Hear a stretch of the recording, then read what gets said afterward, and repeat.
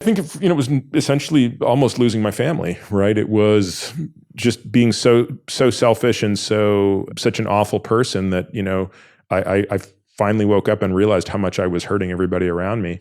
And I was confronted with that and confronted with the reality that I had no choice but to go away and get help to sort of address my own reasons for why my coping mechanisms were so negative. What made you so selfish and awful? Like, where did that come from? Well, I mean, again, at the time I had no clue, but I also at the time I don't think I was even privy to understanding what I was doing.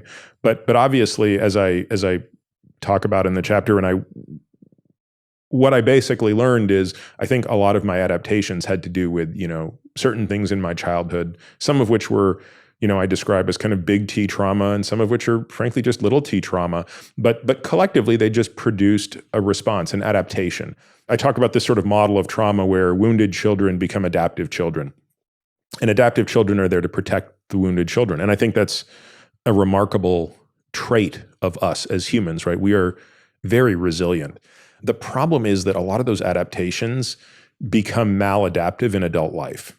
And I think that's really what I was dealing with, was so many of my adaptations, for example, control, drive, perfection, anger, all of those things served me quite well as a child. But as a husband and as a father, they were not serving me well anymore. And all of the good that came from those adaptations, for example, a strong work ethic, a desire to do good, was more being done for the wrong reasons. It was, I'll show them, I will matter, my self-esteem will be based on performance, et cetera.